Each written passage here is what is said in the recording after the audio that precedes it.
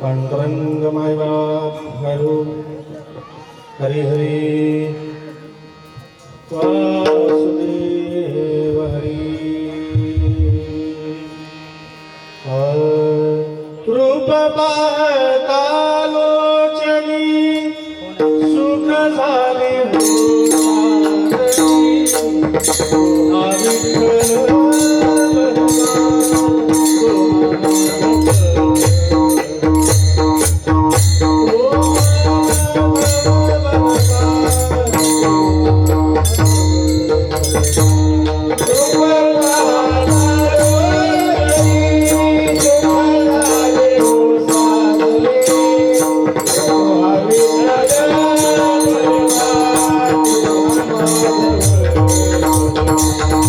Oh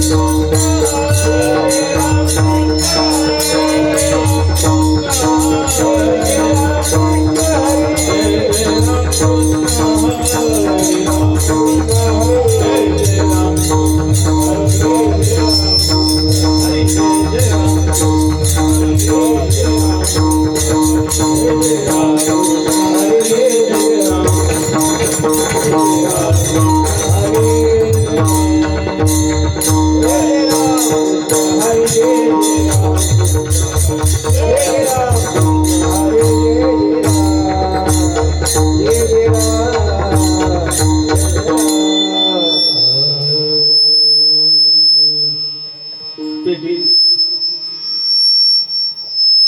operator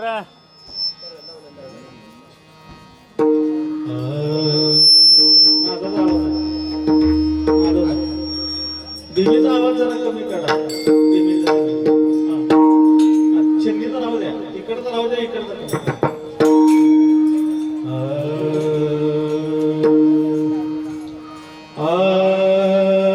Hari Hari आता हे जेऊ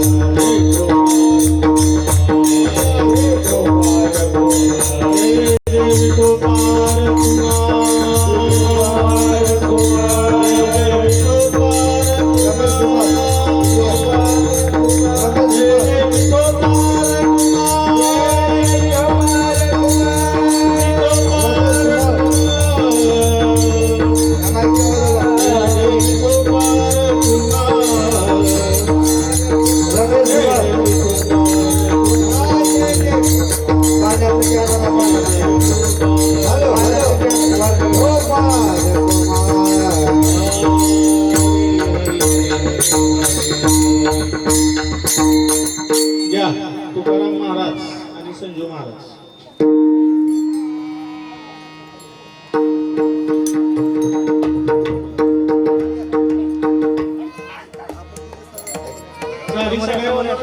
मधली सुद्धा चालू होणार आहे. त्याच्यामुळं परंपरेचं आहे. काय घ्याय माझी संग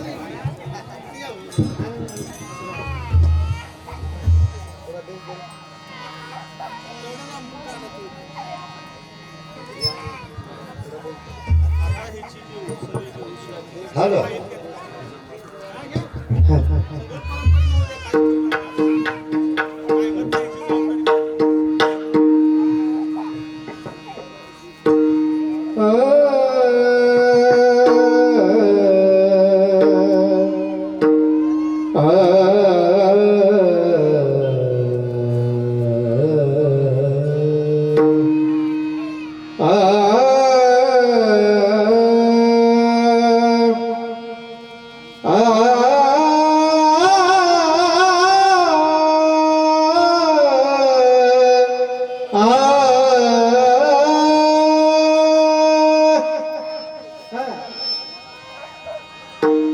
आता हेची देव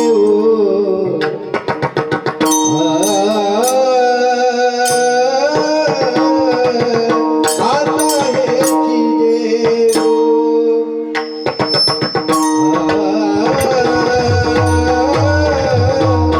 आता हेची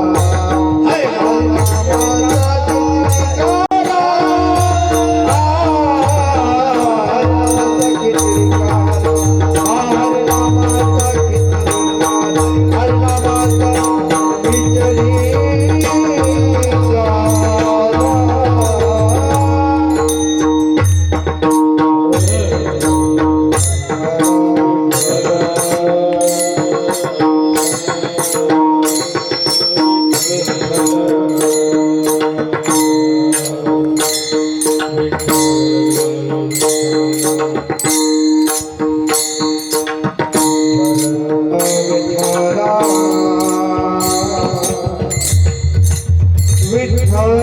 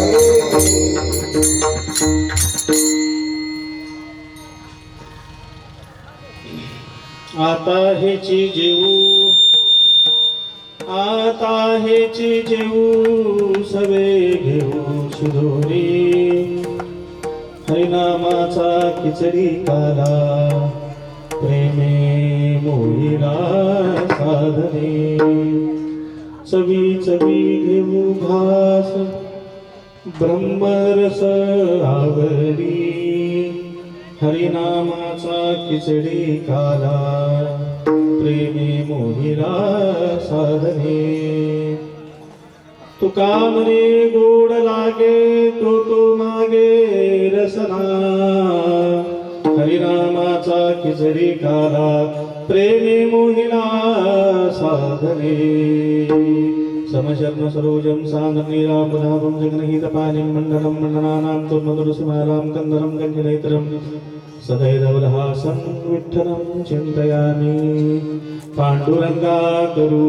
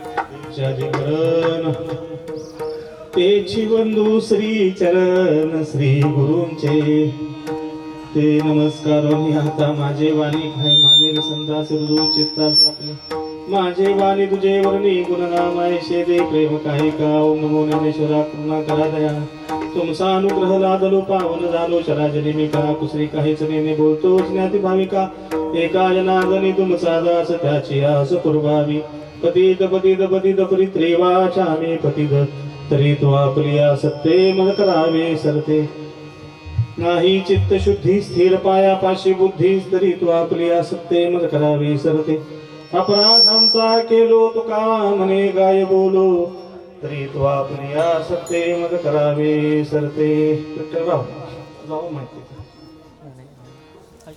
चला का तुम्ही करते ते करते तुम्ही सरकार दोन फक्त एक तालभर मध्ये येऊ नका करते त्यांच्यासाठी काय करा तरी तू आपली आसक्ते मग करावे सरते विठ्ठल विठ्ठल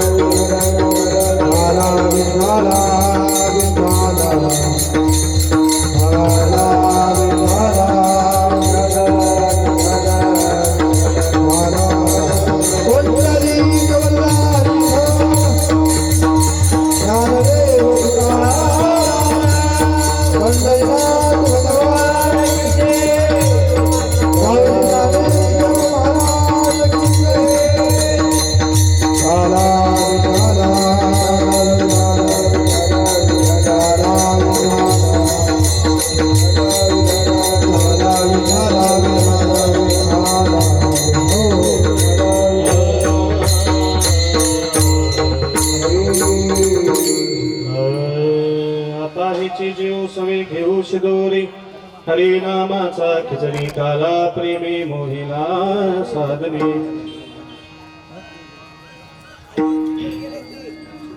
जगद्गुरु जगद्वंदनीय संत श्री तुकोबरायांचा 4 चरणांचा काल्याचा अभंग आहे. काल्याचा दिवस आहे, शेवटचा दिवस असतो, पगाराचा असतो. पगारदारा धावता घ्यावा लागतो, बरोबर आहे. बाकी 7 दिवस काय मोठे मोठे आणि महात्मे असतात. आणि दुसरी गोष्ट या सगळ्या ह्याच्यातनं आपल्याला शेवटच्या दिवशी जरा उशीर बी करावा लागतो, गडबडीत आवरावं लागतं. माऊली हे काम तुमचं नवं, उठा उठा तुमचं नवं, हे काम नाही तुमचं नवं, तुम्ही इकडं बसा. नाही राहू द्या हो, तुम्ही बसा. चौकदाराचं काम सांगतो आता आज. काय असतंय काय घरचं कीर्तन आहे, कसंही महाराज बडबड केली तरी चालते, त्याच्यामुळं काय समजून घ्या.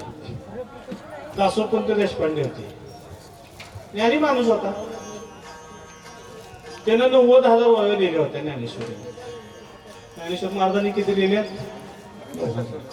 या बाबानं त्यानं लिहिलं म्हणून, म्हणजे माऊलींनी लिहिलं म्हणून त्यांच्या ईर्षेवर 90,000 वाव्या लिहिल्या. नाथ महाराजांच्या काळात लिहिला. मग महाराजांना आज्ञा झाली. एकनाथ महाराजांच्या स्वप्नात सांगितलं, मुळे अडकले. एकनाथ महाराज गेले. तिथं एकनाथ महाराजांना सगळ्या भूतांनी जीव घातलं.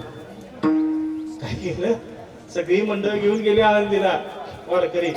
जेवायला काय नव्हतं, तिथल्या भूतांनी जीव घातलं आणि तिथल्या भूतांनी एकनाथ महाराजांना जीव घातलं. जेवले सगळं झालं ते नंदी काढला गेले तिथं माऊलीने सांगितलं मुळे अडकले काय झाले ते शुद्ध करायचं आणि दुसरं एक काम आहे म्हणजे 90,000 वया कुणीतरी लिहिले ती बघा आदेश आला बाबा ऐक सुप्रीम कोर्टात आदेश आला कोणी मी पाहणारच गेले आंबे जोगायला एकनाथ महाराज सगळं मंडळ घेऊन असं जाळं येत नाही आता येता अरे येऊन बसलंय गेल्यानंतर मग आता कसं असतंय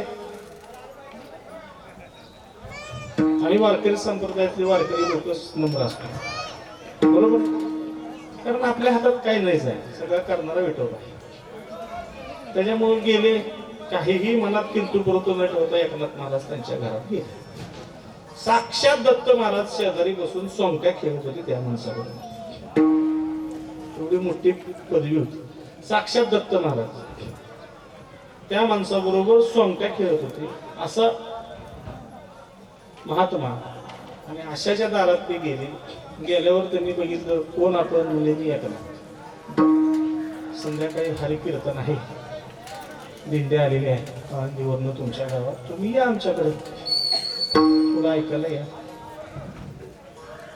मग दत्त महाराजांनी बघून हसले एकनाथ महाराजांकडे हे म्हणजे बरं ठीक आहे वेळ मिळाला तर येतो म्हणजे काय म्हणजे वेळ मिळाला तर येतो ठीक आहे दत्त महाराजांनी सांगितलं अहो साक्षात पांडुरंग असतो म्हणे यांच्या कीर्तनात मला जायला पाहिजे म्हणे आणि किती ज्ञान आहे जरा बघू बघा तर म्हणे याच्याकडे तुमच्या एवढं तर ज्ञान नसणार पण किती बघा जरा म्हणजे तर दत्त महाराज आहेत ते कुठं कुणाला घुमवतील सांगता येत नाही दत्त महाराजांनी बरोबर सांगितलं ठरल्याप्रमाणे 8 वाजले कीर्तन उभा राहिलं रात्रीचं कीर्तन होतं आणि उभारल्यानंतर चौबदार दासोपंत देशपांडे हे बरोबर त्यांच्या त्या कीर्तनाच्या मंडपात आले आल्यानंतर पहिलं दर्शन कोणाचं झालं तर चौबदाराचं झालं मग आता मला सांगा चौबदार कुठं उभारला असेल कुठं उभारला असेल दत्तात्रेय गोपदाय दत्तात्रेय गोपदाय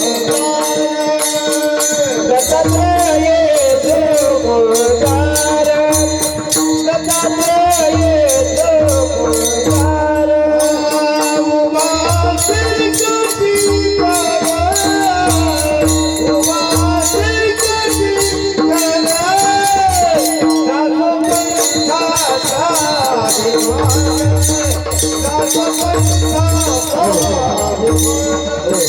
आता हे बघा ते एकनाथ महाराजांचं कीर्तन होतं असंख्य टाळकरी असे उभारले चौबदार कुठे उभारला असेल मंडपात आले दर्शन झालं असेल तर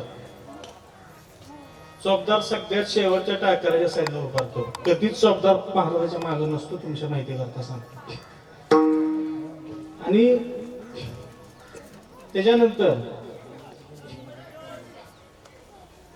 दत्त महाराजांना बघितलं साक्षात दत्त महाराज जी सकाळी सोंगट्या खेळत बसलेला महाराज सोंगट्या खेळत बसलेला महाराज दासोपंतांबरोबर तो साक्षात कुठं होता तो साक्षात कुठं होता तर एकनाथ महाराजांच्या कीर्तनात चौबदार म्हणून होता अशी ही चौबदाराची महती आहे अशी ही वारकऱ्यांची महती आहे वारकरी संप्रदायाची महती आहे आपल्या संप्रदायामध्ये सगळी संप्रदाय अंतर्भावित आहे कारण काय आहे नाही मतमतांतरा दिले म्हणते दिनरजनी हरीचे ध्यान हो कारण आम्ही आपण वारकऱ्यांनी आपल्या वारकरी संतांनी मतमतांतरा मनच दिले नाही तिथं विशेष घातला नाही साधना काय आहे ज्याच्याकरता जन्माला आलो ते साध्य प्राप्त करायचं बाकी तर्क वितर्क हे आयुष्यभर चालूच राहते ह्याचा सगळ्याचा निष्कर्ष असा की चौबदाराचं काम ही कीर्तनाच व्यत्यय न येऊ देणे शब्दाराचं काम कीर्तनात व्यत्यय न येऊ देणे, शब्दाराचं काम शांत चित्तानं सगळं कीर्तन पार पाडून घेणे. आणि शब्दाराचं काम आहे कीर्तनकाराला सांगणे लवकर आवरा, कीर्तनकाराला सांगणे लवकर उभा करा. इकडं सगळं उलटच आहे. आता 12च्या पुढे जाऊ द्या, मला बघा किती चौकदार होते तिथे. बरोबर आहे का? बरोबर आहे का बालाजी? हे चौकदाराचं काम आहे. पण आमच्या अण्णाने आज गेली 20-25 वर्ष झाले सेवा केली. रामभाऊ चौकदार आज वयाच्या मानानं सुटा द्यायला काम आहे सगळ्याला. आता आमच्या अण्णा 70 वर्ष झालं हरिभाऊ महाराजाची विधी केली. आज पेटीवर आहे. नाही त्यांना येणं घेऊ वाटलाच होता, पण नाही म्हणत बस. तसं प्रत्येकाच्या शरीरानुसार होत असतं. सांगण्याचं काम एवढंच की हे सांगणं काम होतं की चौकदाराचं काम काय. कारण काही काही फळावर परंपरा आमच्या भास्करांच्या परंपरा चौकदारांनी सांगितल्याशिवाय कीर्तनच संपत नाही. चौकदारांनी सांगितल्याशिवाय कीर्तनच संपत नाही. त्याच्यात 2-3च लोक असे फक्त ही आहेत म्हणजे त्यांना मोह आहे की अशा लोकांना. पण जर गेलो आणि आपण जर कीर्तन करायला उभारलो लवकर आवरावं म्हणून तर शब्दाच्या मनात नसतं तर पहाटे 4 वाजेपर्यंत कीर्तन चालू शकतो. शब्दाने सांगितल्याशिवाय तिथे कीर्तन सुटत नाही. ही शब्दाची परंपरा, पवित्र परंपरा. अशी सेवा त्यांच्याकडनं घडत राहावं पांडुरंगा चरणी मी प्रार्थना करतो. असो आजचा दिवस पगाराचा आहे, धावता आहे. वेळ पण त्याने 12 वाजेपर्यंत सेवा संपवायची. आणि एकनाथ महाराजांच्या षष्टीनिमित्त हा अखंड हरिनाम सप्ताह आणि गेली 13 दिवस तुकाराम बीज आणि एकनाथ षष्टीनिमित्त आमची चालत असलेली हरिभाऊ महाराजांची दिंडी. आणि याच यदुराजचे कीर्तन असतं. आणि इथला जो सप्ताह असतो हा आमच्या दृष्टीने एक असतो. हा तुमच्या दृष्टीने जरी वेगळा असला तरी लौकिक दृष्ट्या जरी वेगळा असला तरी पारमार्थिक दृष्ट्या एकत्र असतो. आणि त्यानुसार तिथं जो अभंग घेतला असतो तो जिथं अभंग घ्यावा लागतो. 2 चरण तिथं सोडवले तर तिथं 2 चरण शेवटचा धावता धावता आपल्याला विचार करायचा आहे. आणि गेली 7 दिवस झालं आमचे हरिभक्त परायण संतोष महाराज पाटील बरोबर आहे ना, त्यांच्या व्यासपीठाखाली आमचे तुकाराम महाराज, आमचे गुरुवर्य तुकाराम महाराज, आमचे बालू महाराज, आमचे संजीव महाराज आणि वैजनाथ विठ्ठल सगळी टाळकरी, आमचा पिंटू महाराज भविष्यातला चौकदार आहे आमचा, आमचा विलास प्रभू तात्या काय दिंडीत होते आणि सगळी छत्रपती शिवछत्रपती नवयुवक तरुण मंडळ गेली 7 दिवस झाले. प्रत्येक जण अन्नदाते, प्रत्येक जण कुणी फराळ दिलेले, चहा दिलेले, असे सर्वजण ज्ञात अज्ञात ज्या ज्या लोकांनी सप्त्याला सहकार्य केलं अखंड हरिनाम सप्त्याला अशी सर्वजण. आमचे विनेकरी विष्णू महाराज, आमचे दुसरे विनेकरी किसन बापू, अजून आमचे अण्णा आणि आमची साऊंड सिस्टीम इतकी छान सुंदर आहे, चांगली आहे साऊंड सिस्टीम. आणि दुसरं आमचं जी 7 दिवस यूट्यूब केलं आमची माऊली फोटो स्टुडिओ, आमचा विठ्ठल भरत संतोष, आमचे मृदंग वादक रमण महाराज, प्रख्यात मृदंग वादक रमण महाराज आणि तुम्ही सगळेजण सद्गुरू हरिभाऊ महाराज विवेकानंद महाराज स्वरूप भाविक महाराज, तुमच्या सेवेला तुमच्या चरणाला नमन करून मी माझ्या सेवेला सुरुवात करतो. आता हेची जीव सवे घेऊ शिदोरी हरिनामाचा खिचडी काला प्रेमे मोहिना साधने. कसं असतंय, मनुष्याचा जन्म लगेच होत नाही बरोबर आहे. मनुष्याचा जन्म व्हावा लागत असेल, मनुष्य जन्माला यावं लागत असेल, तर तुम्हाला पाप आणि पुण्य बरोबर असावं लागतं. धर्म आणि धर्म जर बरोबर असतील तर तुम्हाला मनुष्य योनीत जन्म मिळतो, नाहीतर मनुष्य योनीत तुम्हाला जन्म मिळत नाही, हे शास्त्र सांगतं. आणि त्याच्यानंतर जर धर्म आणि अधर्म जर जास्त असेल तर ती नरकात जातं, म्हणजे पाप जर जास्त असेल तर नरकात जातं, आणि पुण्य जर जास्त असेल तर स्वर्गात जातं. आणि स्वर्गात गेलं की जे मृत्यू लोकात आहे ते स्वर्गात भोगायला मिळत नाही, आणि जे स्वर्गात आहे ती मृत्यू लोकात भोगायला मिळत नाही. स्वर्गीचे अमर इच्छिता ती देवा मृत्यू लोकी व्हावा जन्मावा. अशा कुठला जन्म व्हावा म्हणतात, कारण मृत्यू लोकातच असं आहे की जन्म मरणातून मुक्त होऊ शकतो. असं कुठलं आहे, असं कुठलं स्थान आहे तर ते आहे ही पृथ्वी, ही मृत्यू लोक. इथं असेल तरच तुम्हाला जन्म मरणातून मुक्तता मिळता येते, बाकी स्वर्गात मिळत नाही. स्वर्गात उलट वाढतं तर नाही तर कमी जर होतं, आणि बाकी कुठल्याही लोकात मिळत नाही. इथं फक्त आपल्या या भूलोकात भगवंताचं नामस्मरण आहे. मग इथं तसं काय आहे, जन्म मरणातून युक्त. तर जन्म मरण का मुक्त व्हावं असं वाटतं, तर महाराज सांगतात की ह्या जीवनामध्ये, या जगामध्ये, या ब्रह्मांडामध्ये दोनच दुःख आहेत, दोनच दुःख आहेत. बाकी सगळे दुःख त्यात अंतर्भाव आहेत. दोनच दुःख आहेत, एक म्हणजे जन्माला येणं, दुसरं म्हणजे मृत्यू होणं. बरोबर. या दोन्हीही दुःखाला, या दोन्हीही दुःखांच्या पलीकडे जर आपण गेलो तर खऱ्या अर्थानं आपल्याला परमार्थ सापडतो. या दोन्हीही दुःखाच्या पलीकडे जाण्याची क्षमता आणि साधना, हे दोन्ही दुःखाच्या पलीकडे जाऊन म्हणजेच काय तर सगळ्या दुःखाची निवृत्ती.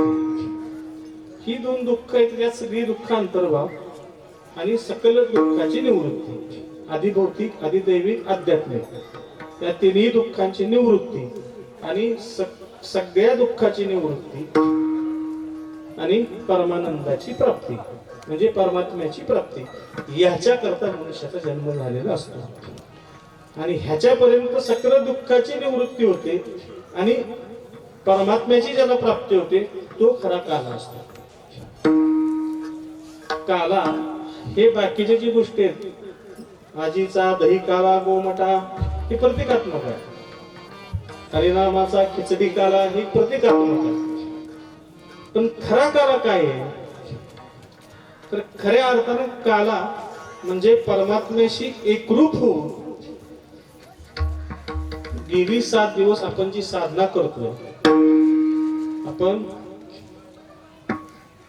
जे साधना करतोय त्या साधनेतनं आज साध्याचा दिवस आहे. बरोबर. तो साध्याचा दिवस म्हणजे जे काही मिळालं आहे ते घ्यायचा दिवस आहे. आणि त्या घ्यायच्या दिवसाच्या अनुषंगानं आपल्याला हा सगळ्यात महत्वाचा दिवस आहे. आणि याच्या करता काय करावं लागतं, तर ह्या परमार्थ प्राप्ती करता, ह्या परमानंदाच्या प्राप्ती करता, नका नका नका वेळ नाही, तुम्ही फक्त मी मधली चाल देतो तेवढे मला काही म्हणू नका, नुसतं उभा राहा. त्याच्या करता आपल्याला काय करावं लागतं,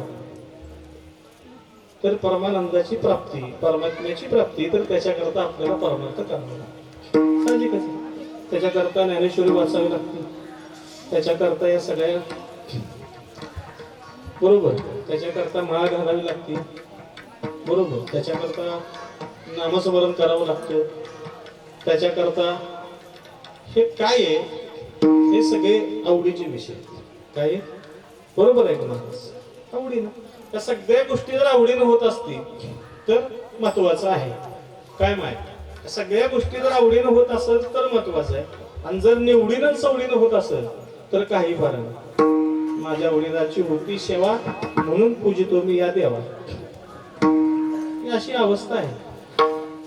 अशाला काही उपयोग नाही, अशाला काही उपयोग नाही. आता हे बघा, आपण सगळे साधना करतो, गेली 7 दिवस करतो. सगळेजण आपल्या आपल्या परीनं करतो. मी सुद्धा धरा बरं का ते. एवढा नाही. आणि हे सगळं करत असताना महाराज आपल्या भक्तीत आणि साधू संतांच्या भक्तीत जर आपण विचार करायला गेलो, कुठंच पार लागत नाही त्यांच्या पुढं आपण कुठंच पार लागत नाही.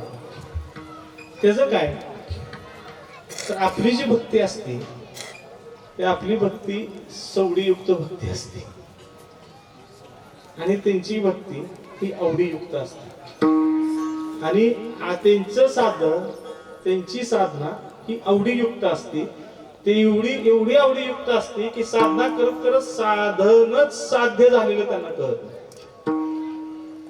आणि इथं आपण एवढी साधना करतो, एवढं नामस्मरण करतो, हरिपाठ करतो, वाचन करतो, बरोबर आहे का? एवढं काय काय करतो, तर आपण त्या साधनेतनं ह्याच्यात जरी गेलो मग शेवटच्या दिवशी आपल्याला कळतं, 7व्या दिवशी, बरोबर. म्हणजे सर्व ही साधकांच्या अवस्थेतले प्रकार आहेत. म्हणजे तुम्हाला सांगितलं त्यात मी सुद्धा आलो, तुम्ही सुद्धा आलो, सगळेच आलो.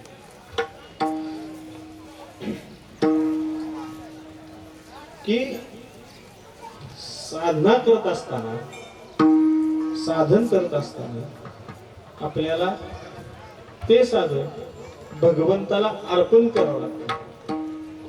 आपण अर्पणच करत नाही. आपण त्या साधनेतनं आपला स्वार्थ काय आहे का बघतो. आपण 2 तासाचं कीर्तन केलं की पाकिट किती मिळतोय बघतो, बरोबर आहे का? आम्ही 2 तास पकवाज वाजवला, 2 तास पकवाज वाजवला, आम्हाला वाटतं आता किती मिळेल की वाटतं. आम्ही 2 तास भजन केले की वाटतं आता किती पाकिट होते की. बरं तर तुकाराम महाराज सारख्यानं आधीच ठरवून जर एखाद्या 500 नोट काढली आणि निम्म केली की झालं. हे असं परमार्थ. ह्या भक्तीत त्या भक्तीत काय अर्थ आहे का? आपली भक्ती अशी आहे बरं, माझी सुद्धा माझ्या, कारण सगळेच म्हणत आहेत ते सगळेच तेवढे आहेत आणि त्याच अनुभवातले आहेत. मला विश्वास आहे की आता चेहरा बघितली की माणूस ओळखतो. तुकाराम महाराज तर काय एकदम निर्लोभी माणूस आहे, म्हणजे परमार्थच करणारा माणूस आहे. आणि आमचे संतोष महाराज पण आहेच. याचा अर्थ तुम्ही काय सोडून जाऊ नका आता सांगतो म्हणताना महाराज कुठं घातलं मला. तर दृष्टांतानं सांगतो म्हणजे समजून येते सगळ्या माता भगिनी. मी रस्त्यावरनं चाललो, बघा बरं काय का, आणि जरा उत्तर द्या. दुपारची वेळ, झोप लागली असेल तर सांगतो. मी रस्त्यानं चाललो होतो आणि जाता जाता मला एक मूर्ती सापडली. कशाची विचारा? रामाची. संगमरवरी होती, घेतली. पण त्या रस्त्यानं जाताना एकच नियम होता, एकच मूर्ती उचलायची होती मला. कुठली एकच मूर्ती उचलायची होती. ते थोडं म्हणलं जरा ही उचलायची आधी फेरफटका मारून यावा, पुढं काय आहे का बघावं. पुढे गेलो तर सोन्याची मूर्ती होती. सोन्याची, सुवर्ण प्युअर. मला हात लागले की हातात आले की काय आलं हे सोनं आहे म्हणून. बर आता ती मूर्ती घ्यावी म्हणलं. तर ती मूर्ती कोणाची होती विचारा? ती होती रावणाची. बरोबर वाला, रावणाची मूर्ती होती. आणि आता मला सांगा, त्याच्यातच सगळ्याचं उत्तर आलं. या उत्तरात मला देऊ बी नका, की रामाची उचलू का रावणाची उचलू? बघा जरा नीट विचार करा. बघा, एकच मूर्ती उचलायची आहे. असं आपल्या संसारातनं केलेल्या भक्तीचं, साधनेचं संसार बी करू वाटतंय, परमार्थ बी करू वाटतंय. बरोबर का? परमार्थ बी करू वाटतोय, संसार बी करू वाटतोय. हे संसार आणि परमार्थ ह्याची आपली सांगडच बसत. बरोबर. जसं कुठली मूर्ती उचलावी तिथं द्विधा मनस्थिती, तसं परमार्थ कसं करावा ह्याची द्विधामत असते. कुठली माळ घालावी की कोणाला वाटतं माळ घालावं, कोणाला वाटतं हिमालयात जाऊन राहावं, कोणाला वाटतं शंभू शंभू करावं. असं प्रत्येकाला काही ना काही वाटतं. तर ती वाटतं कशा करता प्रश्न येत आहे. ते वाटतं कशा करता, ते वाटण्याचं कारण काय? ते वाटण्याचं कारण की जन्मजन्मांतरीचे दुःख बरोबर घेऊन जन्माला आलेला असतो आणि त्या सगळ्या दुःखाची निवृत्ती करण्याकरता सुख मिळावं असं वाटतं, म्हणून ती वाटते. म्हणून शास्त्रात स्पष्टपणे सांगितलंय की प्रत्येक माणसाचा जन्म हा कशा करता झालाय तर परमार्थ करण्याकरता झाला. मग तो परमार्थ कसा करायचा तर तो आवडीनं करायचा. म्हणजे आवडीनं करायचा. मग तो परमार्थ जर फलित झाला तर तो काय होतो, तो परमानंदाची प्राप्ती होते. म्हणजे जो आजचा दिवस आहे त्या दिवसापर्यंत होतो. मग साधू संतांच्या आशीर्वादानं तो आजचा दिवस आपल्याला फलित होतो. त्याच्याच करता आपल्याला काय करावं लागतं तर आपल्याला काही करावं लागत नाही. आपल्याला फक्त नामसंकीर्तन साधन पै सोपे, जळतील पापे जन्मांतरीचे, नरगती सायास जावे वनांतरा, आपल्याला फक्त नामस्मरणच करावं लागतं. आणि नामस्मरण ही साधना प्रत्येक कर्म म्हणजे आपलं झालेलं हे प्रत्येक कर्म भगवंताला अर्पण करावं लागतं. आणि ते भगवंताला अर्पण करत करत राहिलो की मग भगवंताशी आणि आपली एकरूपता होती. आणि ती एकरूपता झाली भगवंतातच आणि आपल्यात कुठल्याही प्रकारचं भेद राहत नाही. आणि सगळ्या प्रकारची भेद गळून पडून आपल्याला भगवंताचा स्वरूपाचं दर्शन होतं. आणि भगवंताच्या स्वरूपाचं दर्शन होणं हाच खरा काला. आणि त्याच्याकरता काय करावं लागतं तर त्याच्याकरता खऱ्या अर्थानं पंक्तीला बसावं लागतं. पंक्तीला बसावं लागतं. तर कोणाच्या पंक्तीला बसावं लागतं? साधू संतांच्या पंक्तीला बसावं लागतं. सद्गुरू हरिभाऊ महाराजांच्या पंक्तीला, काशीनाथ महाराजांच्या, विलन बाबांच्या पंक्तीला, मारुती महाराजांच्या पंक्तीला बसावं लागतं. तर आपल्याला काला मिळतो. नाहीतर आपल्याला असा काला मिळत नाही. त्याच्याकरता काय करावं लागतं बरोबर, त्याच्याकरता काय करावं लागतं तर आता काही नाही. महाराज म्हणतात की गेली ही जन्म पुनरपी जनन पुनरपी मरण पुनरपी जननी जठरे शयन, बरोबर हे चालतच राहणार आहे. उपजे ते नाशे नाशे ते पुनरपी दिसे, हे घटिका यंत्र जैसे परिभ्रमेका. ही जी आहे जीवनाचं चक्र जीवन मरण चालतच राहणार आहे. जे जन्मणार आहे ते मरणार आहे, हे सगळं होणार आहे. तर त्याला कुठेतरी थांबायला पाहिजे. मग आता काय करायचं पहिल्या चरणात सांगतो. आता देव आता देव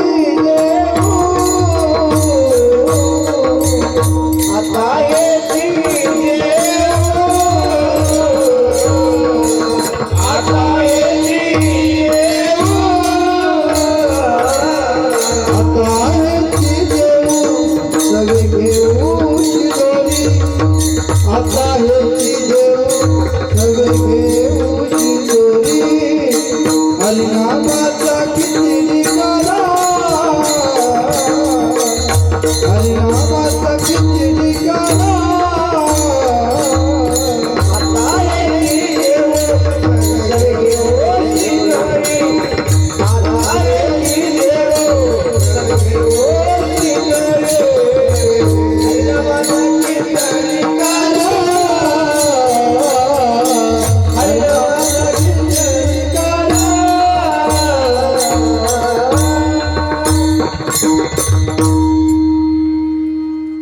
शिदोरी घ्या म्हणतात. काय म्हणतात महाराज? शिदोरी घ्या. कशाची शिदोरी घ्यायची? आता ह्याची जीव सवे घेऊ शिदोरी. कशाची शिदोरी घ्यायची? ज्ञान, वैराग्य आणि भक्ती ही शिदोरी घ्यायची. आणि ही शिदोरी घेतल्यानंतर कशाची प्राप्ती होती? हरिनामाचा खिचडी काला. शिदोरी कशाची? नामस्मरणाची. ते नामस्मरण कसं करायचं आहे तर ज्ञान झाल्यानंतर, वैराग्य प्राप्त झाल्यानंतर आणि भक्तीची प्राप्ती झाल्यानंतर त्या नामस्मरणात आणि नाम घेणाऱ्यात कसलाही फरक राहत नाही अशी अवस्था होते आणि तो म्हणजेच काला. म्हणून महाराज दुसऱ्या चरणात सांगतात की हरिनामाचा चिंतनी काला, हरिनामाचा चिंतनी काला, हरिनामाचा चिंतनी काला, हरिनामाचा चिंतनी काला,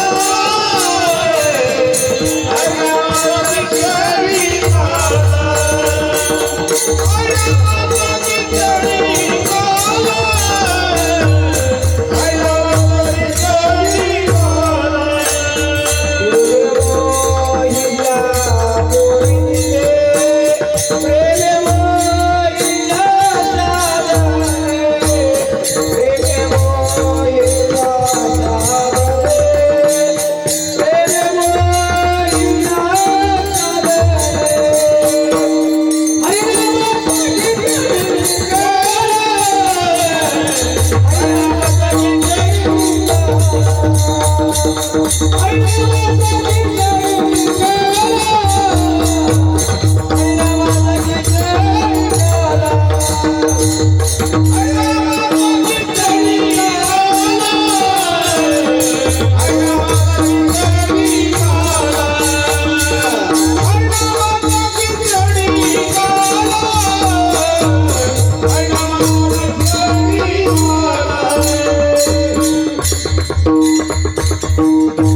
हरिनामाचा खिचडी काला प्रेमे मोहिला साधने. लक्षात घ्या, भगवंताच्या नामस्मरण, भगवंताच्या नामस्मरणाचं स्वरूप भगवंत स्वरूप आणि ते भगवंताच्या नामस्मरण सगळीकडे दिसणं. विठ्ठल जय स्त्री भरला रीता ठाव नाही उरला, आजी म्या दृष्टीने पाहिला विठ्ठलची विठ्ठलची. अशी अवस्था म्हणजेच काला, ते आनंद म्हणजेच काला. आणि त्या काल्यापर्यंत त्या काल्याचा जो आस्वाद आहे, ते काल्याचा चव आहे, तो आपल्याला कुठल्या कुठल्या स्वरूपाने मिळतो. कोणाला पैशाच्या स्वरूपाने मिळतो, कोणाला विषयाच्या स्वरूपाने मिळतो आणि प्रत्येकाच्या समजेनुसार प्रत्येकाच्या अकलीनुसार तो तो त्या त्या पद्धतीनं ते सुख घेतो. बरोबर, तो त्या त्या परीनं ते सुख घेतो. पण साधू संत त्या पद्धतीनं सुख घेत नाही. साधू संत हे नामस्मरण करत असताना, नाम परमार्थ करत असताना, मुळात साधू संत हे परमार्थच करत असतात, संसार करत नसतात. आणि संसार करत नसतात तर मग काय करतात? फक्त परमार्थ. कारण धन्य पुण्य रूप कैसा झाला संसार, देवानी भक्त तुझ्या नाही विचार. दोन्हीही वेगळ्या प्रकारे नाही. देव आणि भक्त यांच्यात कसल्याही प्रकारचं वैषम्यता नाही, कशाही प्रकारची विषमता नाही. मग देव आणि भक्त सम आहेत अशी अवस्था साधू संतांची असते, साधू संतांच्या परमार्थाची असते. आणि त्या मानाने साधू संत परमार्थ करत असतात. कारण ते एवढे रममान असतात की ह्या देहाला आलेल्या दुःखाचं त्यांना काही देणं घेणं नसतं. त्यांना काही देणं घेणं नसतं. काय झालं एकदा सांगतो, तुकाराम महाराजांच्या घरी पाहुणे आले. तर पाहुणा आला, मला कोण आलं? एक तर सगळे पाहुणे रावळे तर जात नव्हते. तुकोबरायांची सगळी श्रीमंती सगळ्यांना माहिती होती. विचार करतोच की हो, पण जवळचाच पाहुणा होता, मेहुणाच. तर मेहुणीनं तर जावं लागतं बहिणीकडे. बरं गेलता कशाला म्हणतात? तर ह्याला कमी पडली होती एक म्हैसाच्या दावणीला जास्त जाते तुकोबरायांना द्यायला. बहिणीला रोज होईल काहीतरी दूध काढून काही जरा लेकरं बाळा आहेत. विचार येतच की हो. मग त्यानं आपलं म्हैस घेऊन गेला आणि मग ती राधा बरं झाला आला म्हणजे तू ये बोलली तुला गोडधोड करते खायला पाहिजे. सगळं जेवायला केलं वगैरे. ह्यांना सांगितलं जाताना मनी टाळ कुठत बघा माझा मेहुणा आलाय, तुमचा मेहुणा आलाय, माझा भाऊ आलाय म्हैस घेऊन. बघा म्हणले आपल्याला किती दया आहे. बरं बरं म्हणे काय करू? काय नाही म्हणे आता तुम्ही थांबा त्यांच्याबरोबर जेवायला जरा. नक्की जेव तुम्ही. मी पुरणपोळी करणार आहे म्हणे उद्या. ठीक आहे झालं. दुसरा दिवस उजाडला, महाराज थांबले. आता आदेश महाराजांनी मानला आहे असं कुठं आहे का? आई साहेबांना आदेश. थांबले. थांबल्यानंतर मग जेवायची वेळ आली. जेवायला ताटं वाढली. दोघंच जण जेवायला. जिजाऊ साहेबांना आपलं आई साहेबांना कसं तरी वाढलं. वाढल्यानंतर जेवायला बसले. जेवायला बसल्यानंतर त्या मेवण्यानं पहिला घास तोंडात टाकला. कुरड्या केलत्या, पापड केलतं, सगळं केलतं देवा. काय केलं नव्हतं सांगतो. जी पुरणपोळी म्हणजे आमचे महाराज सांगते की पुरणपोळी म्हणजे नुसती पुरणपोळी नाही, मुख्यमंत्र्यासारखी असते. ही येताना सगळीच ताटात घेऊन येते. बरोबर आहे का?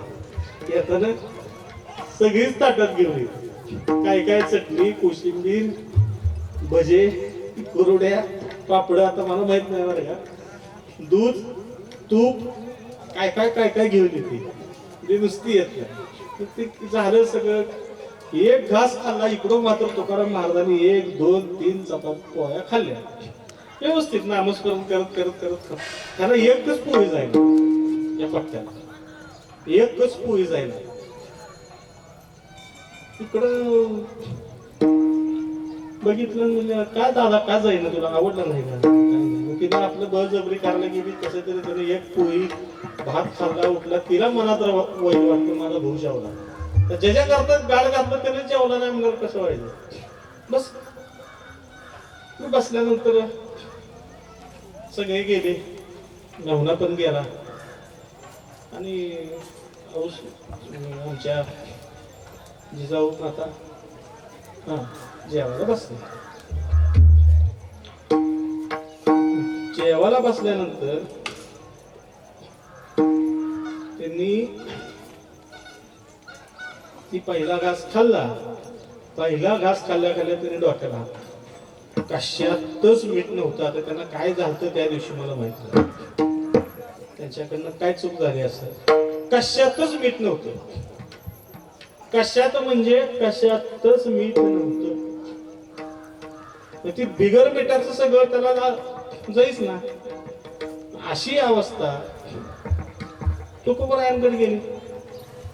तुकोबरायानं म्हणल्यावर तुम्हाला काय कळतं मिळतं का नाही म्हणले. तुम्ही 2-3 चपात्या पोळ्या खाल्ला, सगळं एकदा तर सांगा. म्हणजे काय सांगू. अहो म्हणजे माझा भाऊ न जेवता एकच पोळी खाऊन गेला तुमच्यामुळे. मी काय केलं म्हणजे. अहो म्हणजे सांगावं तर ह्याच्यात ही नाही ती नाही. म्हणजे कशात काय नाही हीच मला माहित नाही. कशात काय काय खातो आम्ही कसे सांगायचे. कशात काय ती मी काय खातो मलाच माहित नाही. मी खातो काय फक्त भगवंत. असं का झालं तर भगवंताशी एकरूप होऊन ते केलेलं कर्म होतं. लक्षात आलं. आता काल्याचा अर्थ भगवंताच्या प्रसादाचा. म्हणून प्रत्येक घास, प्रत्येक दिवस, जेवणाचा प्रत्येक दिवस भगवंताच्या नामस्मरणात, भगवंताच्या सान्निध्यात, भगवंताशी एकरूप आणि भगवंताला समर्पित करून जर जगलं तर तो खरा दिवस असतो. कारण ती खरी भक्ती असते. आणि त्या भक्तीची परम अवस्था काय होतं. परम व्याकुळता येते. एखादा क्षण जरी भगवंताविषयी आपण बाजूला सरकलो तरी मन व्याकुळ होतो. महाराज म्हणतात काय, जीवना वेगळी मासुरी, जीवना वेगळी मासुरी, जीवना वेगळी मासुरी,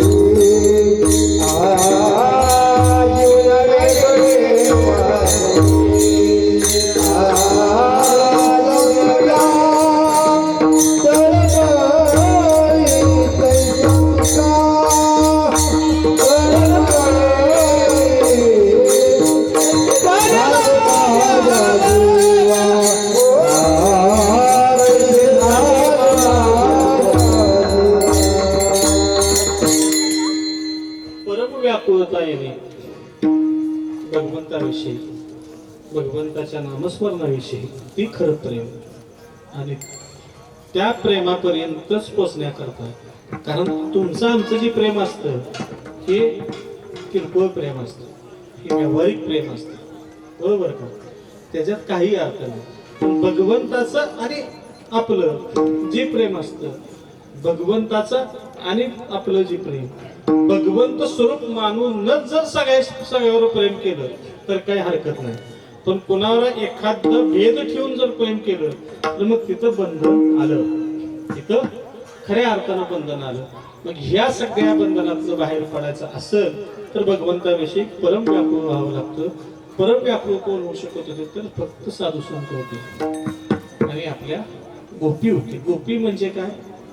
डोंगरे महाराज सांगतात काय तर सगळी इंद्रिय त्यांच्या ताब्यात होती, अशा त्या गोपी होत्या. सगळी इंद्रिय ताब्यात होती, जबरदस्त. म्हणजे भगवंताशिवाय एकही विषय ते भोगत नव्हते. भगवंताशिवाय ज्या विषयापासून दुःख होतं, जे विषय आपल्याला वाटते, विषय उडी बोलले जीव आता त्यांची कोण ग्रहे की म्हणजे नारायणी भाव पावनी ठाव नरदेह. ज्या विषयाकरता ही सगळी ठेव आहे, ज्या विषयांपासून बाजूला ते कुठलेही विषय भगवंताशिवायच भोगायचे नाही, त्याला म्हणायची एकनिष्ठा. ती सगळे भगवंताला. आणि ती म्हणजे आता सगळ्याचा आता आज आपला सप्ताह चालू आहे, तसंच गोकुळात पण काहीतरी चालू होतं कार्यक्रम. आणि त्या कार्यक्रमाच्या निमित्तानं सगळ्याच्या घरात बायका आलेल्या, सोयरे आले. तसे एका गोपीच्या घरात पण आली, बसली. बसल्यानंतर सगळ्यांनी जेवायला केलं. या बैला जायचं होतं सकाळी कृष्णाच्या दर्शनाला, पण आता सोयरे आल्यामुळे जाता आलं नाही. सासूनं आदेश दिला. मग हिनं आपले विचार करत बसली काय करावं.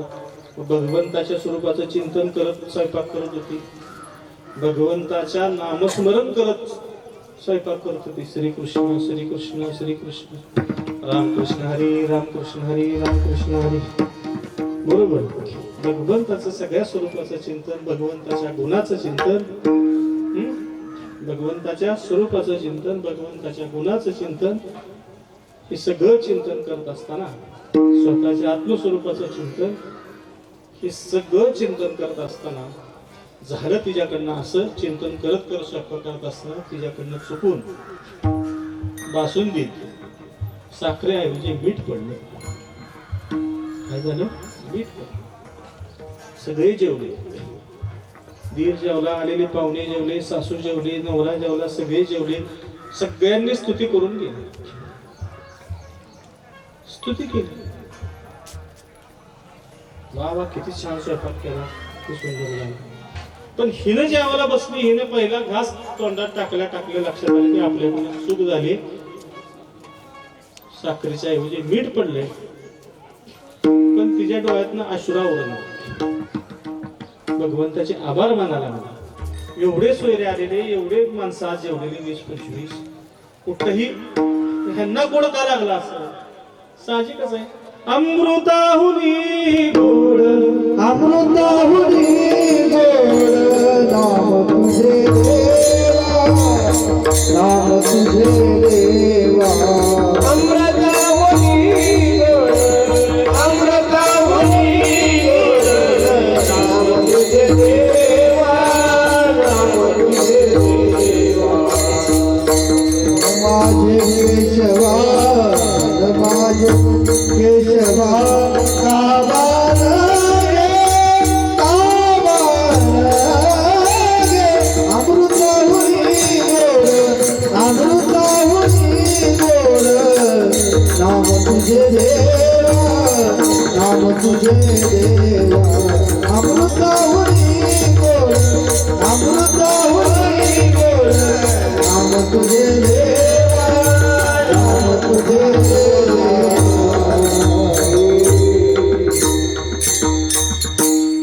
गोड तुझे रूप, गोड तुझे नाम, देई मज प्रेम सर्व काळ.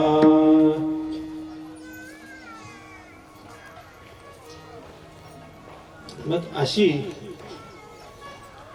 ही भगवंताच्या भक्तीची अवस्था आहे.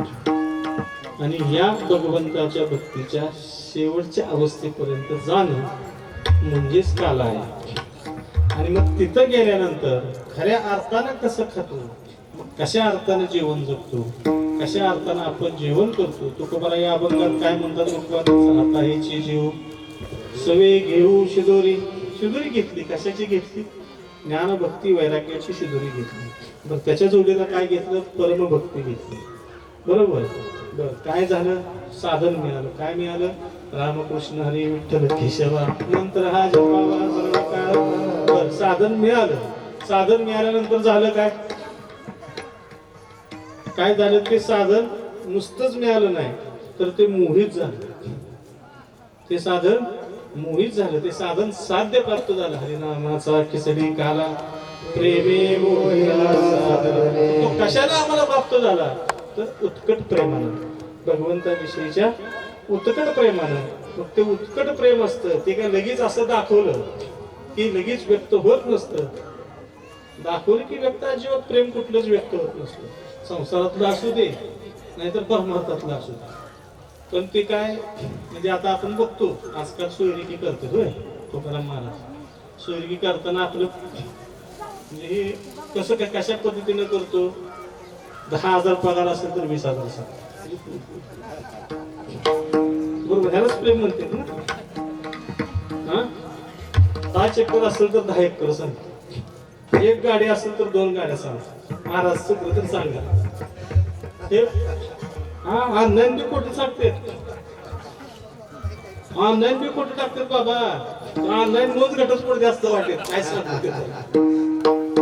आणि ही ह्याला प्रेमाची व्याख्या म्हणायची का? ह्याला प्रेमाची व्याख्या, ह्याला प्रेम म्हणायचं का? ह्याला प्रेम म्हणू शकत नाही. हे प्रेम असूच शकत नाही. हे काय तर प्रेमातनं होणारं दुःख आहे. प्रेमातनं निर्माण होणारं दुःख आहे. म्हणजे संसारिक आहे, विषयिक आहे. पण परमार्थिक प्रेम मात्र तसं नसतं. परमार्थिक प्रेम हे पूर्णतः समर्पित असतं. जसं तुकोबारायांना घास घेताना कळलं नाही की हे मीठ आहे, ह्याच्यात मीठ नाही. बरोबर. आणि त्या गोपिकेच्या पाहुण्यांना कळलं नाही की ह्याच्यात मीठ नाही. त्याला म्हणायचं भगवंताचं भक्तावरचं प्रेम. बरोबर. त्याला म्हणायचं भगवंताचं भक्तावरचं प्रेम आणि भक्ताचं भगवंतावरचं प्रेम. आणि जिथं भक्ताचं आणि भगवंताचं प्रेम आणि भक्त आणि भगवंतच एकत्र होतात मग तिथं प्रेम हा विषयच राहतो. तिथं काय होतं? खऱ्या अर्थाने एकरूपता येते. आणि ती एकरूपता आली की मग काय होतं? तर तिसऱ्या चरणात महाराज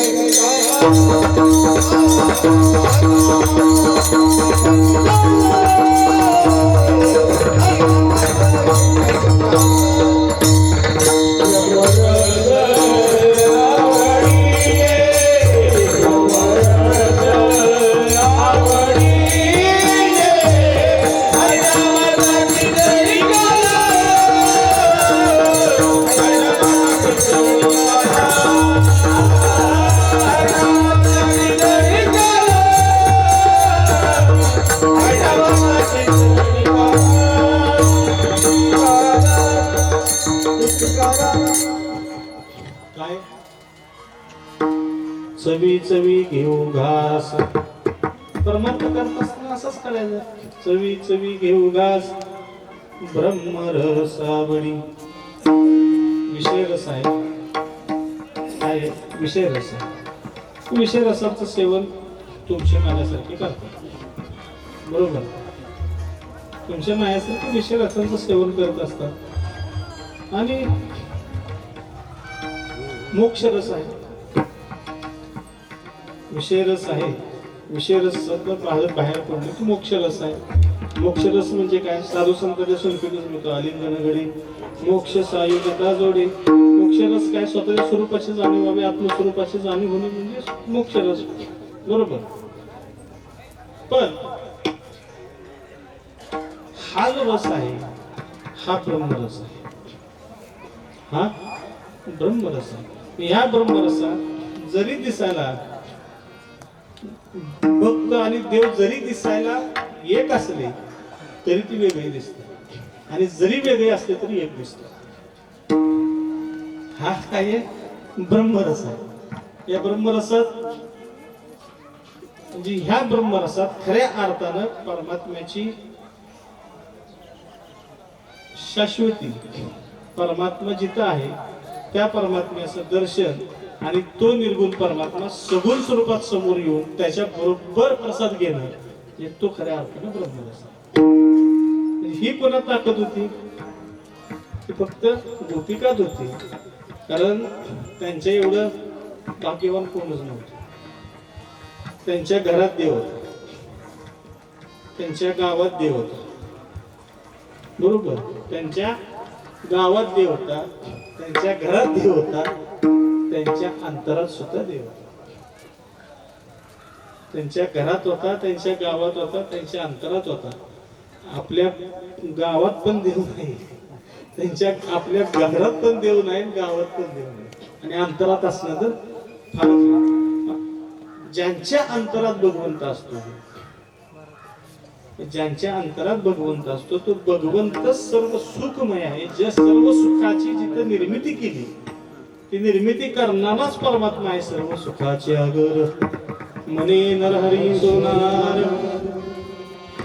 सर्व सुखाचा आगर आहे. जिथं सर्व सुख आहे, जिथनं सुरुवात झाली, जिथनं निर्माण झालं ते सुख, ते सुखाची गोडी. त्या सुखाची गोडी मला सांगा आता कशी? बरोबर, त्या सुखाची गोडी कशा पद्धतीने आता आपल्याला मिळेल? सारखीच पाहिजे ना. आत्ता मिळाली, आज काला झाला, उद्या मिळणार नाही असं नाही. ही गोडी आहे अशी टिकावी. ते टिकण्याकरता काय करावं लागतं? तर ती गोडी कशी आहे? महाराज चौथ्या चरणात सांगतात. तुका म्हणे तुका म्हणे गोड लागे तो तो मागे रसना विठोबार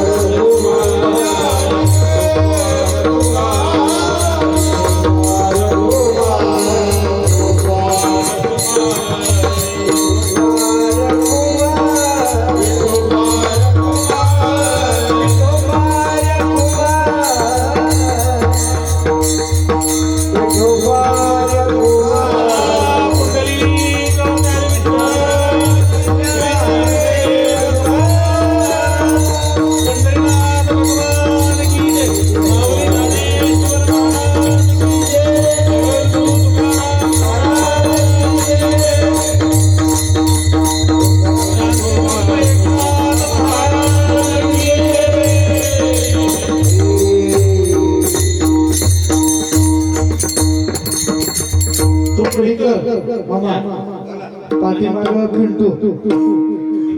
पिंटू शिंदे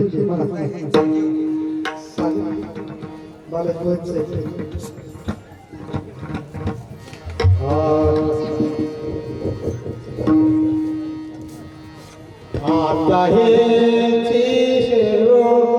आता है आता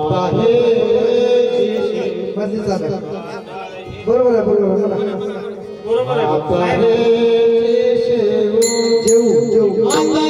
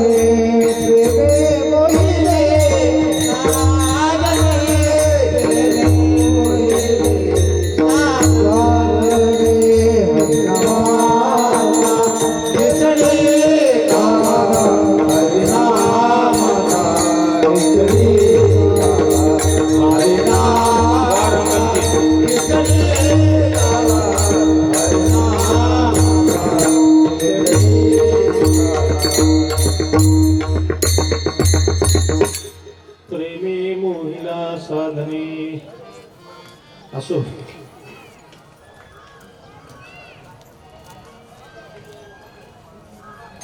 आज शेवटचा दिवस चरित्रातील उच्चारावे केलेले गोकुळ कमी गोकुळातलंच चरित्र उच्चारायचं आणि कार्याच्या प्रसंगाकडे जायचं. श्रीकृष्णाचा जन्म गोकुळाष्टमी दिवशी झाला, बरोबर श्रावण मध्ये अष्टमीला झाला, नक्षत्र रोहिणी नक्षत्रावर झाला, बुधवार होता आणि असंच जन्म वाढत वाढत वाढत कृष्ण लीला करू लागले, बरोबर. आणि हे सगळं करत असताना भगवंताची रवानगी परत यमुनेच्या तीरावर झाली. हे सगळे भगवंताच्या लीला गोकुळात चालू असताना झाला असेल की तिथे एक पद्धत होती काहीतरी यज्ञ करण्याची. तो यज्ञ त्या वर्षी भगवंतानी करू दिला नाही. भगवंतानी तो यज्ञ करू दिला. तो काय पर्जन्याचा यज्ञ असेल, इंद्राचा यज्ञ असेल, त्याच्यातलं काहीतरी भाग इंद्राला जात होता. तो करू दिला नाही भगवंतानी. झाला असं इंद्र कोपित झाला स्वर्गातनं बसून. त्यानं आज्ञा केली वायू देवाला, त्यानं आज्ञा केली वरुण देवाला, पर्जन्य देवाला, जा म्हणे गोकुळात धुडगूस घाला. धुडगूस घालायला सुरुवात केली. नीट ऐका बरं का, त्याच्यातच आपल्या जीवनाचं सार आहे. भगवंताच्या कथेतच आपल्या जीवनाचं सार असतं, म्हणून नीट ऐका. विघ्न आलं, सकाळ दिवस रात्र पाऊस, नुसता पाऊस, दुसरा काहीच नाही. सुसरड्याचा वारा पाऊस, सुसरड्याचा वारा पाऊस. एक पाऊस आलं तर आपल्या उसाची गाडी आज आहे. बरोबर का पहिलं महाराज? एक पाऊस झाला आमच्या तुकाराम महाराजाची उसाची गाडी आत गेली नाही, उशीर लागला. तर तिथं असला पाऊस पडला होता, तिथं काही शिल्लक ठेवलं नव्हतं. काय पीक तर सोडा, काही शिल्लक ठेवलं नव्हतं. आता सलग महिनाभर तर पाऊस एवढा तुडुंब पडायला लागला. मग आता सगळं एवढा पाऊस झाला की सगळं बुकव पाण्यात. मग आता काय करायचं? देवाकडे गेले, देव म्हणले तुझ्यामुळे झालं, आता काय करायचं? चला म्हणजे आपण ज्याच्या क्षेत्राचे आहे खरे आहोत त्याला नमस्कार करू. गोवर्धन पर्वतावर गोवर्धनाची पूजा केली आणि त्या गोवर्धनाला सांगितलं की आम्हाला वाचव. मग गोवर्धनानं ठीक आहे म्हणे. भगवंत म्हणे चला आपण एक काम करू, डोंगराला उचलू आणि सगळं गोकू त्याच्या आतमध्ये बसू. ठीक आहे, मग तोपर्यंत पाऊस थांबत नाही तोपर्यंत ठरलं. डोंगराला उचललं. प्रत्येकाने भगवंताने एकच करंगळी लावली, उचलला. भगवंतानं उचलला, भगवंत मध्यभागी उभारले. हे सगळं झालं एका करंगळी. भगवंताने उचलला. झालं काय? तुम्हाला आम्हाला काय वाटायला लागलं? पेंद्यासारख्याला काय वाटायला लागलं? होय, काय वाटलं? आपण पेंद्यास येतो, काय वाटलं? काठी लावावी वाटली. काय वाटली? काय वाटली? काठी लावावी. प्रत्येक कुणी काठी घेतली, कुणी काय घेतलं, कुणी काय घेतलं. भगवंतानं आपले पूर्ण उभारलेला करंगळीवर मध्यभागी आणि ह्यांनी बाकीच्याने उभं काट्या बांबून आम्हाला सुरुवात केली. त्या गोवर्धनाला लावलं आणि लावल्यानंतर झालं असं. मग ती पेंद्या मला कृष्णा काय काय मला लावले की आम्हाला काठी बांबून, मला काढ की हात. ते मला कृष्ण म्हणला तसं नसतंय, राहू दे जरा, मलाही बरं वाटतंय. मला नाही नाही काढ, मला काय होत नाही, बघ बरं का म्हणला, काढतो बघ बरं का. हा काढ तर काढ म्हणून. तसं आपलं हा संसार भगवंतच चालवणार आहे. आपल्याला वाटतं आपण चालू, ही सत्ता भगवंत चालवणार आहे. आपल्याला वाटतं आपण चालवतो. तसंच झालं. भगवंताला नुसतं करंगळी अशी वाकवली, खाली अशी थोडीशी वाकवली. थोडासा डोंगर इकडं तिकडं धडाधडावरची माती पडायला लागली त्या डोंगरावरची. सगळा गोंधळ त्या गोकुळात चालू झाला. त्या गोवर्धनाच्या खाली गोकुळात चालू झाला. आता वाचवा वाचवा वाचवा. भगवंतानं नीट धरलं. मध्ये काय काळजी करू नये. ती सगळे ती लावलेली ते काय आधार होते ते सगळे गळून पडले. म्हणजे आधारस्तंभ कोण आहे? भगवंत. इकडं मग इंद्राला वाटलं आता काय करावं. इंद्राला काय वाटलं, बघून तरी यावं म्हणून इंद्र परत आला गोकुळात. बघतो तर ही अशी अवस्था. आता काय खरं नाही, आता काही खरं नाही. आपल्याला आपलाच कोण तर आहे इथं, आपल्यापेक्षा वरच्या हुद्द्यावरचा अधिकारी इथं आहे. आता आपण इथं वाद घालू नको नाही. इंद्र आला, इंद्रानं शरणागती पत्करली. मग भगवंताला सांगितलं, भगवंता माझं चुकलं, माझ्याकडनं असा अहंकार व्हायला नको होता. ठीक आहे म्हणजे चला. मग भगवंतानी मग ते सगळं परत पूर्ववत इंद्राने केलं आणि मग परत सगळं व्यवस्थित चालू झालं. भगवंताचा वच्चा नित्यक्रम असायचा, गाई घ्यायच्या, चला वळू गाई पैसे जेऊ याची ठाई. गाई घ्यायच्या, यमुनेच्या तीरावर राखायच्या, कुंभई खेळायची, हुतुतू खेळायचा, हमामा खेळायचा. या सगळ्या प्रकारचे खेळ खेळत खेळत खेळत सगळं होत असताना मग एखादा गोपाळ याचा म्हणायचा, काय सांगू देवा, खांदी बार पोटी काय खेळायचे सुख, काय खेळायचे सुख आहे. महाराज 12 वाजले, खांद्यावर वजन आहे. काय वजन आहे? कशाचं वजन आहे? जन्मजन्माचं पाप पुण्याचं वजन आहे. पोटात भूक आहे, परमात्मा प्राप्तीची इच्छा आहे. बरोबर. अशा वेळेस काय खेळायचं सुख आहे देवा, तुझ्याशिवाय ती इच्छा पूर्णच होऊ शकणार नाही. पण देव म्हणले ठीक आहे, म्हणे आला समोर, सोडा म्हणे गाठी आपल्या आपल्या आणि शिदोरीच्या गाठी सोडा. आणा सगळ्या शिदोऱ्या एकत्र करा. सगळ्याच्या शिदोऱ्या एकत्र आणल्या. एकत्र आणून बसवल्या, एकत्र केल्या. भगवंत मध्यभागी उभे आहे. सगळ्याच्या शिदोऱ्या एकत्र केल्या आणि भगवंतांनी सांगितले, बघा माझे आहे त्याची आहे. स्वतःची शिदोरी काढली, शेवट ती मिक्स केली. नाही तरी घरला जाय चोरून या माये लवणी दानावे. मग त्यांनी सांगितलं आता काय करायचं. मग एक तुकोबायांसारखा भक्त होता, म्हणाला आपलं काही शिल्लक नाही, आपल्याला काला कसा मिळायचा. भगवंताच्या समोरच आपण कसा मिळायचा, बरोबर. कसं आता मिळायचं कोण आहे तिथं, बरोबर का. तुकोबाय म्हणतात काय, तुका म्हणे हरी माझे कोणी नाही घरी, सदा घरुरी माझ मायाले गळे. तुका म्हणे हरी माझे कोणी नाही घरी,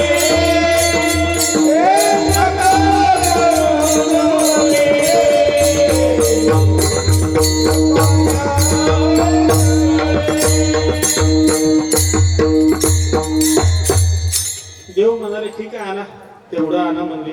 आणलं. आणल्यानंतर मग सगळ्याशी एकत्र केलं. भगवंत मध्यभागी उभे आहे. भगवंतानी पहिल्यांदा एक घास स्वतःच्या तोंडात टाकून बघितलेला आहे. ती मुग भगवंताच्या हुनवटीपर्यंत आलेली आहे. भगवंताच्या डोक्यावर मोरपीस आहे. भगवंताच्या कमरेला बासरी आहे. हाताला लागलेलं ते अन्नाचे कण आहेत. आणि भगवंताचं स्वरूप सुंदर असं स्वरूप भगवंत काला वाटत आहे. श्रीमद भागवतात सुंदर असं वर्णन केलेलं आहे. काय केले, पामी पानो मुशन्नक यश फलांगुषु तिष्ठन्मध्ये सुभरी स्वसुरदे हासयन् धर्मभिः स्वर्गे लोके मिशितभुजे यज्ञभोग भाल केली. बोला पुंडली गौरदार विठ्ठल श्री ज्ञानदेव तुकाराम पंढरीनाथ भगवान की जय. माऊली ज्ञानेश्वर महाराज की जय. जगद्गुरु तुकाराम महाराज की जय. शांती ब्रह्मेकनाथ महाराज की जय. ज्ञानेश्वर महाराज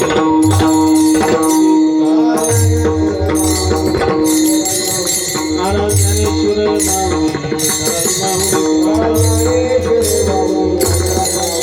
महाराज ज्ञानेश्वर माऊली महाराज माऊली तुकाराम महाराज ज्ञानेश्वर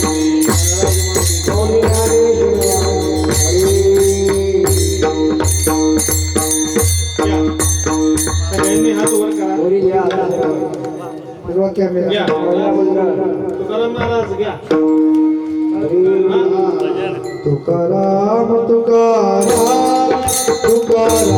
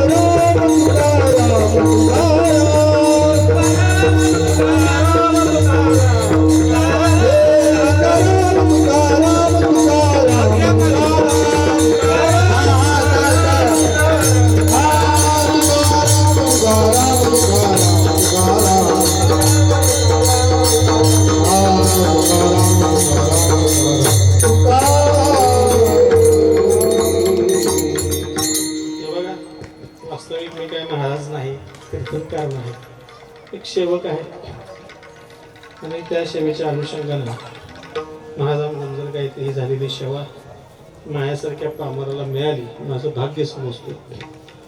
आणि ही सेवा सद्गुरू उदयन बाबाच्या चरणी, तर ही त्यांच्याच कृपा आशीर्वादाने प्राप्त झालेली आणि त्यांनाच ही समर्पित करणं योग्य.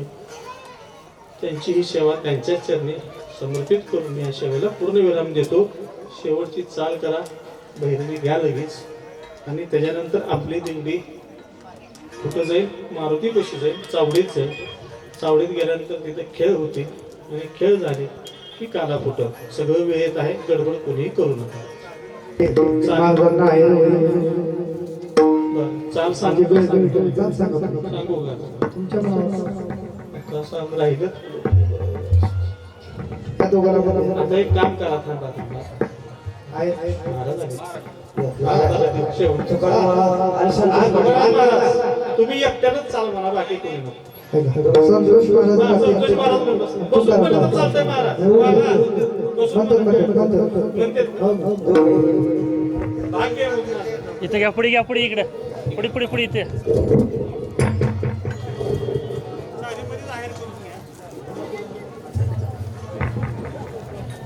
माईक फिरवा महाराज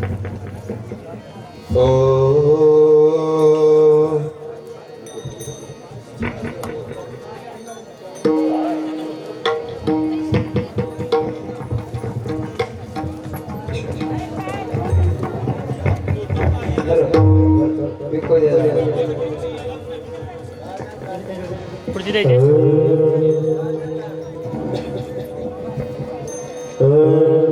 तुका म्हणे गोड लागे तुका म्हणे गोड लागे तुका म्हणे गोड लागे तुका म्हणे गोड लागे तुका म्हणे गोड तुका म्हणे गोड तुका म्हणे गोड लागे तुका म्हणे गोड लागे तो मागे रसना तो मागे रसना तो मागे रसना तो मागे माझा खिचडी रसना हरिनामाचा खिचडी तो मागे रसना तो मागे रसना तो मागे रसना तो मागे रसना हरिनामाचा खिचडी हरिनामाचा खिचडी मोहिला